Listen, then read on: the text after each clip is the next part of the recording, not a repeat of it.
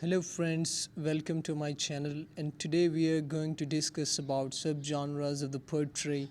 So let's start without wasting our time. Poetry is a form of literature that uses aesthetic and often rhythmic qualities of language. Wordsworth ने हमें एक definition दी है poetry के बारे में. यहाँ पे इनकम्प्लीट है, आप सर्च करके इसको कंप्लीट कर सकते हैं. Poetry is a spontaneous overflow of powerful feelings. ये वर्ड्सवर्थ ने कहा है, पोइट्री की डेफिनेशन दी है. यहाँ पे एक पिक्चर के अंदर आपको पोइट्री की एग्जांपल दी गई है, इसको देख लें. अनदर टाइम पोएम का नाम है For us like any other fugitive, like the numberless flowers that cannot number, and all the beasts that need not remember, it is today in which we live.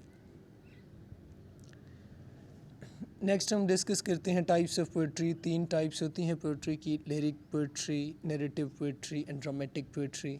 सो सबसे पहले हम देखते हैं lyric poetry क्या होती है. Lyrical poem in the literature is a poem in which poet either expresses his feelings और emotions. Lyrical poem basically एक पोएम होती है जिसके अंदर जो शायर होता है, पोएट होता है, वो अपनी फीलिंग्स या फिर इमोशंस का इजहार करता है. टाइप्स ऑफ लिरिकल पोइट्री की काफ़ी सारी टाइप्स हैं. एलेजी है, ओड होती है, सोनेट होता है और हाइकू होता है. यहाँ पे साइड पे पिक्चर के अंदर आपको एग्जांपल दी गई है लिरिकल पोइट्री की. डाइंग पोएम का नाम है, बाय एमिली डिक्सन ने लिखी है. I heard a fly buzz when I died, the stillness round my form was like the stillness in the air between the heaves of the storm. अब देखते हैं हम एलेजी किसको कहते हैं. एलेजी एक ग्रीक वर्ड है, एलोगोस से निकला है, which means song. Elegy basically एक मॉर्नफुल पोएम होती है about the death of a person और a group.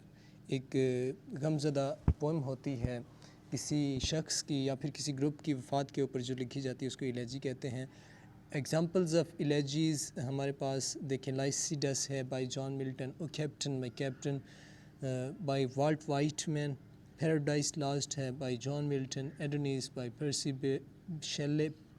अकेंटेड with night by Robert Frost. यहाँ पे साइड के अंदर एक नोट लिखा हुआ है. यूलोजी और इलेजी दोनों के अंदर थोड़ा डिफरेंस है.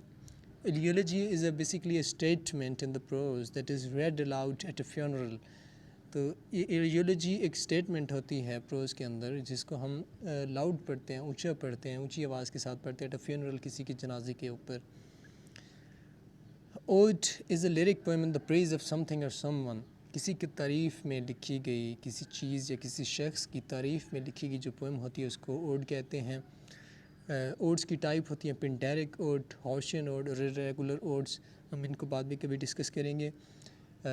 ओड बेसिकली ग्रीक वर्ड एडियन से डिराइव किया गया था जिसका मीनिंग होता है टू सिंग और chant. Examples of the ode are Ode on a Grecian Urn by John Keats, Ode to the Confederate Dead by Ellen Tate, Ode on the Intimations of Immortality by William Wordsworth, Ode to the West Wind by Shelley, Ode to the Aphrodite by Sappho. Next हमारे पास sonnet. Sonnet is a 14-line poem written in iambic pentameter. Sonnets की हमारे पास types होती हैं. Italian sonnets है और known as Petrarchan sonnets. इनको Petrarchan sonnets के नाम के तौर पर भी जाना जाता है. बेसिकली इसके अंदर एक 8 लाइन का स्टैंजा होता है और एक 6 लाइन का स्टैंजा होता है, तो कुल मिला के 14 लाइनें हो ही जाती हैं हमारे पास. 8 लाइन का जो स्टांजा होता है, पहला स्टांजा, उसको ऑक्टेव कहते हैं, और दूसरा स्टांजा होता है हमारे पास 6 लाइन का स्टांजा जिसको हम सेस्टेट कहते हैं. English sonnets are known as basically Shakespearean sonnets containing 3 quatrains, जिसके अंदर 3 quatrains होते हैं और एक कपलेट होता है. जो quatrain का मतलब होता है उसके अंदर हर quatrain के अंदर 4 लाइनें होती हैं, तो 3 quatrains होते हैं, इसका मतलब 12 लाइनें हमारी quatrains के अंदर होती है. एक कपलेट होता है जो 2 लाइनों का होता है.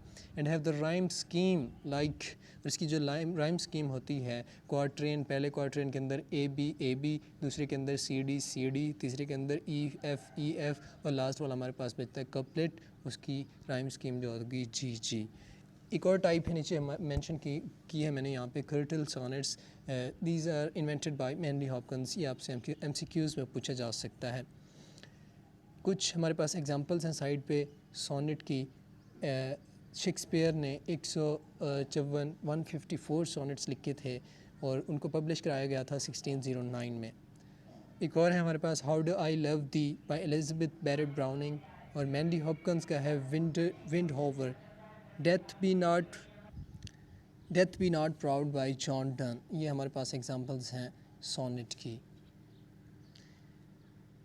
नेक्स्ट हमारे पास narrative poetry tells a story, ये हमें एक स्टोरी बताती है, और इसकी जो बेसिक टाइप है वो होती है epic poetry. Epic poetry is a long narrative poem telling the tale of fictional और हिस्टोरिकल हीरो। ये एक लंबी नैरेटिव पोएम होती है जो हमें फिक्शनल या फिर हिस्टोरिकल हीरो की कहानी बताती है। इसकी एग्जांपल्स हैं बेओवुल्फ, इसको एंग्लो सैक्सन पीरियड में लिखा गया था। तो एंग्लो सैक्सन का जो पीरियड था 499 एडी टू 1066 एडी, तो इसके कुछ राइटर का पता नहीं चलता, हिस्ट्री के अंदर नहीं मिलता हमें कि इसको किसने लिखा है। तो पैराडाइज लॉस्ट है बाय जॉन मिल्टन, ये भी एक एपिक पोइट्री है। Faerie Queene by Edmund Spenser, Don Juan by Lord Byron, Rape of Lock by Alexander Pope, Hyperion by John Keats, Leaves of the Grass by Walt Whitman. ये हमारे पास epic poetry की कुछ examples हैं। इसके अलावा हमारे पास ballad is the poem that tells the fairly a simple story and have musical qualities. ये एक सिंपल स्टोरी बताती है हमें पोएम, और इसके अंदर म्यूज़िकल क्वालिटीज़ होती हैं, जिसकी राइम स्कीम कुछ इस तरह की होती है, ए बी या फिर ए बी बी। ये इसको एक फ्रेंच वर्ड से डिराइव किया गया है, बेलेयर, और जिसका मतलब होता है टू डांस। इसकी एग्जांपल्स लिखी गई हैं नीचे, la, belle, dame, sans merci by John Keats, the Rime of Ancient Mariner by S T Coleridge, Annabel Lee by Edgar Allan Poe, Red Rose by Robert Burns, a Ballad of the Red Earl by Rudyard Kipling, Solitary Reaper by William Wordsworth, Ballad of the Reading Girl by Oscar wild.